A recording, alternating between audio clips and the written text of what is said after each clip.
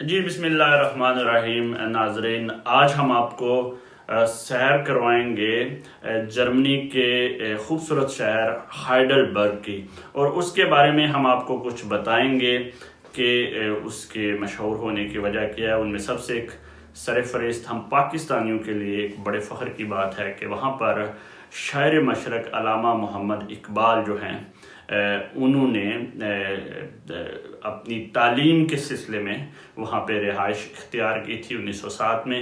ہم یہ جاننے کی کوشش کریں گے کہ وہ کون سی سڑک ہے جس کو جرمن حکومت نے اقبال فیلڈ یعنی اقبال کی سڑک کے نام سے منسوب کر دیا ہے، اور ہم یہ جاننے کی کوشش کریں گے کہ دریائے نیکر کہاں ہے جس کے بارے میں اقبال نے پوری نظم بھی لکھ دی۔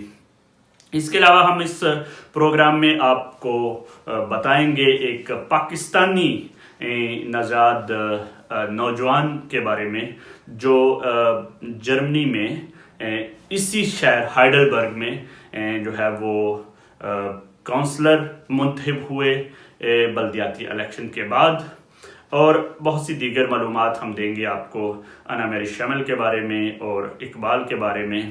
ہمارے ساتھ رہیے گا۔ آپ سب سے گزارش ہے کہ آپ ہمارے پیج کو لائک کر دیں اور بیل آئیکن پر کلک کر دیں تاکہ ہماری معلوماتی ویڈیوز آپ تک پہنچتی رہیں۔ فرینکفرٹ پہنچا تو چودھری افتخار صاحب اور اعجاز حسین پیارا ایئرپورٹ پر پھولوں کا گلدستہ لیے موجود تھے۔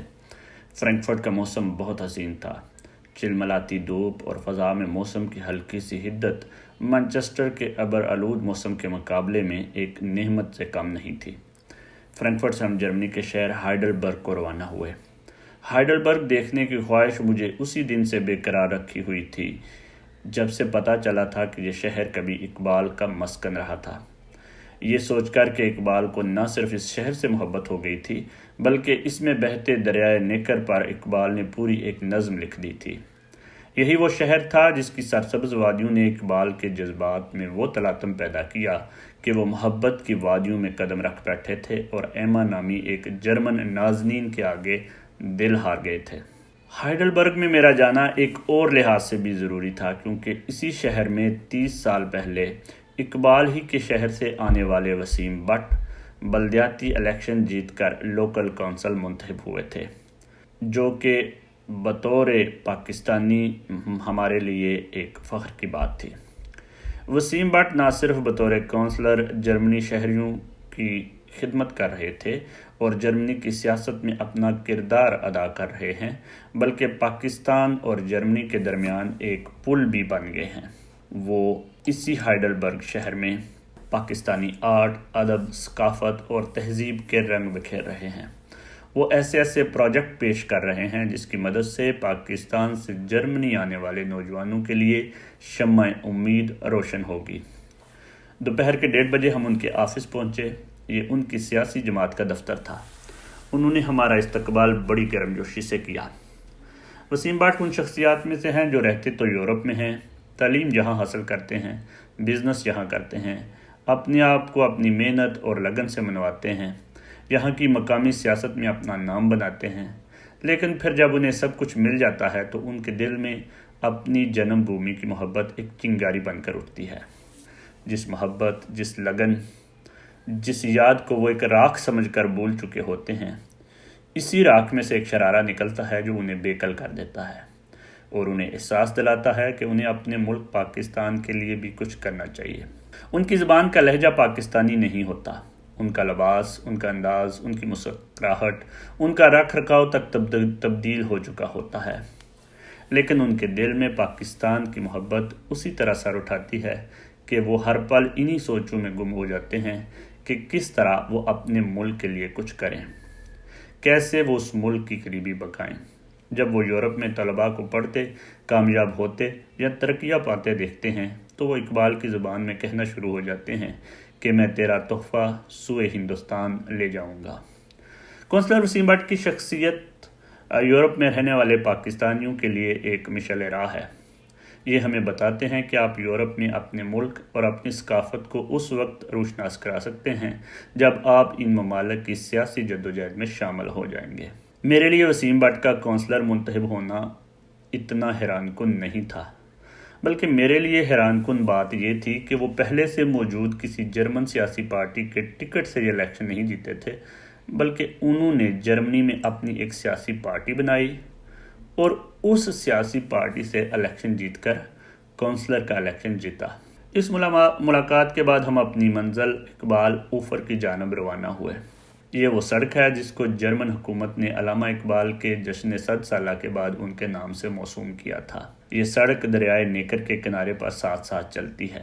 یاد رہے کہ جرمن حکومت کے اس اقدام کے جواب میں حکومت پاکستان نے بھی لاہور کی خوبصورت نہر میاں میر کے مال روڈ سے گلبرگ روڈ تک کے کنارے کو خیابان گوئٹے اور اس کے بالمقابل کنارے کو گلبرگ روڈ سے مال روڈ تک خیابان ڈاکٹر اناماری شمل کے ناموں سے منسوب کیا تھا۔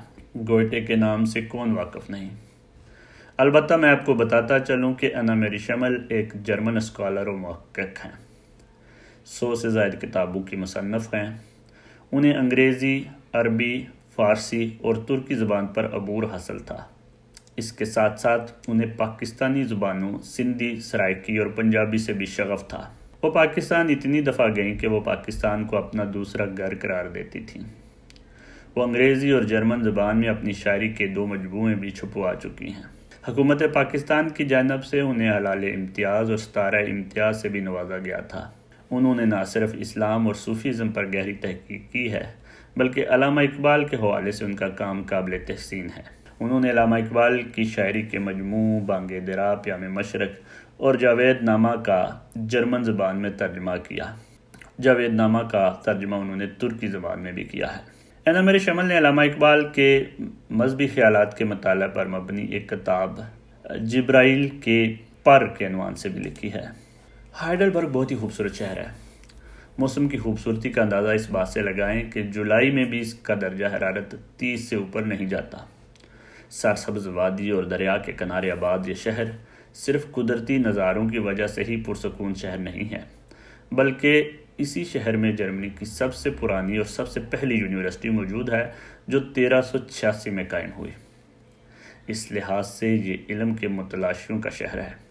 آپ اس شہر کے باسیوں کی علم سے محبت کا اندازہ اس بات سے لگا لیں کہ اس کی آبادی تو 1.5 لاکھ سے اوپر ہے، لیکن اس شہر میں طلباء کی تعداد 30,000 سے اوپر ہے۔ دریائے نیکر کے کنارے اقبال کی نظم ایک شام کا جرمن زبان میں ترجمہ ایک پتھر پر کنندہ کیا ہوا ہے۔ اسی طرح حکومت نے اس مکان پر یادگاری تختی بھی نصب کی ہوئی ہے جس میں شاعر مشرق اپنی تعلیم کے دوران 1907 میں رہے۔ ہم جس وقت دریائے نیکر کے کنارے گھوم رہے تھے اس وقت موسم اپنی تمام تر شادابیوں اور رعنائیوں کے ساتھ جوان تھا۔ لوگ سائیکلوں پر اور پیدل دریا کنارے جگمگاتی دھوپ کا مزہ لے رہے تھے۔ کچھ منچلے اسی دریا میں چپوں والی کشتی سے لطف اندوز رہے تھے۔ دریائے نیکر کا کنارہ مسحور کر رہا تھا۔ اقبال کی نظم کا ایک ایک شعر میرے ذہن پر اتر رہا تھا، لیکن مجھے ایک کمی شدت سے محسوس ہو رہی تھی کہ کاش میں اس دریا پر رات کے وقت آتا تو شاید وہ لذت دوگنا ہو جاتی اور میں اس احساس کو محسوس کر سکتا جو 1 صدی پہلے شاعر مشرق کو اس شہر کا دیوانہ کر گئی تھی، اور انہوں نے ہائیڈلبرگ کو شہر خوبصورت خواب کا نام دے دیا تھا۔ اور ان کی خطوط سے بات اب سامنے آ گئی ہے کہ ان کی خواہش تھی کہ وہ جرمنی کے شہر میں مستقل رہائش پذیر ہو جائیں۔ اس کا ترجمہ کیا ہے ہمارے میزبان ہیں جناب چودھری افتخار صاحب، جن نے ہمیں یہ موقع دیا کہ ہم اس دریا کے کنارے آج بیٹھ کے اتنی خوبصورت دھوپ میں اقبال کا تذکرہ کیے ہوئے ہیں۔ اقبال کی یادیں اس شہر سے ایک اور وجہ سے بھی بڑی جو ہے وہ فیمس ہیں، کیونکہ ان کے کچھ خط بعد میں تاریخ دانوں نے، ہسٹورینز نے نکالے کہ یہاں کی ایک لڑکی تھی ایما، جس کے عشق میں بقول ہسٹورین تاریخ دانوں کے وہ بہت زیادہ جو ہے وہ ان میں عشق میں گرفتار ہو گئے، اور بعد میں اس خاتون کے ساتھ ان کی خط و کتابت چلتی رہی۔ اقبال کی بڑی خواہش تھی کہ ان کی شادی بھی ہو جائے، اور وہ جو لیٹر ہیں وہ تاریخ کا حصہ ہیں جس میں اقبال یہ کہہ رہے ہیں کہ وہ یہی سمجھتے تھے، انہوں نے ہمیشہ جو شروع میں شاعری کی کہ جو ہندوستان کی جو خواتین ہیں وہی اپنی فیملی کلچر اور خوبصورتی کے لحاظ سے فیمس ہیں، اور انگلستان میں رہنے کے باوجود کوئی بھی انگلینڈ کی لڑکی ان کو متاثر نہیں کر سکی۔ لیکن جب وہ جرمنی آئے تو ایما کے عشق میں گرفتار ہو گئے اور ان کی یہ خواہش تھی کہ وہ اس سے شادی بھی کریں. پھر تب کا جو کلچر ہے وہ ذرا ڈیفرنٹ تھا. جرمنی کے جو لوگ ہیں اس لڑکی کے بھائی جو ہیں ان کی یہ خواہش نہیں تھی کہ وہ یہاں سے اتنی دور ہندوستان جائے اور جا کے وہاں پہ رہے. دوسری جانب اقبال جو ہیں ان کے بھی جو بھائی تھے جنہوں نے ان کو پڑھنے کے لیے بھیجا تھا, ان کی طرف سے بھی یہ تھا کہ اقبال کی یہاں تک خواہش لکھی ہے کہ وہ چاہتے تھے کہ وہ پکے شفٹ ہو جائیں جرمنی اور یہاں رہنا شروع کر دیں. اب دیکھیں کہ جس قسم کا یہ شہر ہے, پیچھے پہاڑ ہے, یہ دریا ہے, نیکر ہے, اور اس کی موجودگی میں پھر ایما جیسی خوبصورت اور شرارتی لڑکی بھی موجود ہو اور پھر انسان عشق میں گرفتار نہ ہو, یہ نارمل سی باتیں ہیں. تو ہم نے جب بھی دیکھا اقبال کو ایک حکیم الامت کے روپ میں دیکھا, ایک فلاسفر کے روپ میں دیکھا, لیکن ایک انسانی تقاضے کے تحت ان کے جذبات اور جو انہوں نے جذبات کی اظہار کی وہ لیٹر بھی جو آپ جیسے جو طلباء ہیں وہ ڈھونڈ سکتے ہیں, مل سکتے ہیں. میں جو ہے آج یہاں بیٹھ کے اقبال کا جو دریائے نیکر کے حوالے سے جو انہوں نے شعر کہا ہے وہ ضرور آپ کو پڑھ کے سناؤں گا. وہ لکھتے ہیں, خاموش ہے چاندنی کمر کی, شاخیں ہیں خاموش ہر شجر کی, وادی کے نوا فروش خاموش, کوثر کے سبز پوش خاموش, فطرت بے ہوش ہو گئی ہے, آغوش میں شب کے سو گئی ہے, کچھ ایسا سکوت کا فسوں ہے, نیکر کا خرام بھی سکون ہے, اے دل تو بھی خاموش ہو جا, آغوش میں غم کو لے کے سو جا. تو جس طرح کی یہ شاعری سے لگتا ہے کہ اقبال نے شاید شام کو یہ کہا ہوگا. تو جی, جو لوگ یورپ میں رہ رہے ہیں یا بیرون ملک رہ رہے ہیں ان کے لیے ضروری ہے کہ اگر وہ اپنا نام بنانا چاہتے ہیں, اس سوسائٹی میں اپنا مقام بنانا چاہتے ہیں اور اپنے ملک اور اپنے مذہب اور اپنی ثقافت کو انٹروڈیوس کروانا چاہتے ہیں, تو بہت ضروری ہے کہ وہ یہاں کی پولیٹیکل لائف میں ایکٹیو رول پلے کریں اور مثبت طریقے سے ان کے جو معاشرے میں ہیں وہ شامل ہو جائیں. اس سے نہ صرف آپ اپنے ملک کا نام روشن کریں گے بلکہ اپنے مذہب کی بھی بہتر اور اپنی ثقافت کی بھی بہتر ترجمانی کر سکیں گے. انشاءاللہ پھر کسی نئی ویڈیو کے ساتھ حاضر ہوں گے. تب تک کے لیے اجازت دیجیے. اللہ آپ کا حامی و ناصر ہو.